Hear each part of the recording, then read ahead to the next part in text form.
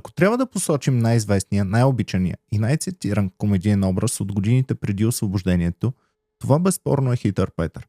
Той е най-просто герой от приказките. Той е най-добрата усмивка на българския народ. В тези трудни времена, когато хората не са имали почти нищо, смехът е бил тяхното тайно оръжие и утеха, а Хитър Петър е бил техният супергерой. Но без на метал и магически сили. Неговото оръжие е единствено острият му ум. Представете си го.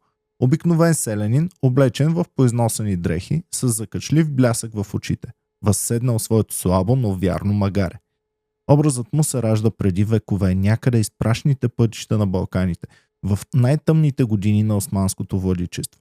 Всъщност Хитър Петър се появява като своеобразен български отговор и родна версия на популярния източен шегаджия Настрадин Ходжа.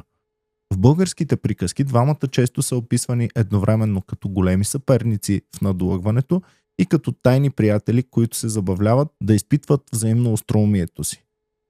И двамата ненавиждат точността и авторитетите. Когато българинът не е могъл да се пребори с неправдата със сила, той го е правил с хумор. Така се утвърждава Петър, човекът от народа, който винаги намира начин да излезе сух от водата и да накара силните на деня да изглеждат глупави. Хитър Петър не прави лоши шеги просто заради самата пакост. Той има непогрешимо чувство за справедливост. Неговите мишени винаги са онези, които си мислят, че могат да мачкат по-слабите. Алчните чурбаджии. Тези, които броят всяка жълтица и не дават и троха на гладния. Петър винаги намира гениален и смешен начин да опразни кесиите им и да ги направи за смях пред цялото село. Лицемерните попове. Когато някой духовник мисли повече за печеното прасе, отколкото за молитвата, Хитър Петър е там, за да му даде незабравим урок. Управниците и кадиите.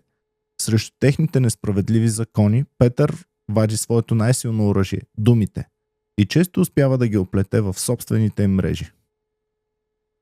А какво е един велик герой без достоен съперник? Както вече споменахме, за Хитър Петър това е Настрадин Ходжа. Срещите между двамата са като забавно състезание по остроумие.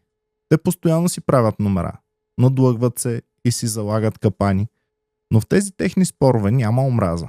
По-скоро е като игра на шах между двама гросмайстори на шегата, които тайно се възхищават един на друг. Разбира се, в нашите приказки нашият Петър обикновено излиза с една крачка напред. През Възраждането тези забавни истории, които хората са си разказвали край огнището, най-после започват да се записват. По-късно големи писатели като Елин Пелин и Ангел Караличев ги събират в прекрасни книжки, които всички ние сме чели като деца. През 1960 година Хитър Петър оживява и в киното. Едноименният филм се превръща в абсолютен хит, а актьорът Рачко Ябанджиев го изиграва толкова блестящо, че за мнозина българи неговото лице и до днес е лицето на самия Хитър Петър. Хитър Петър е нещо повече от забавен персонаж. Той ни учи на нещо много важно. Да не се вземаме твърде на сериозно и да умеем да се смеем, дори когато ни е трудно. То е доказателство, че умът, доброто сърце и веселото настроение могат да победят всяко богатство и всяка власт.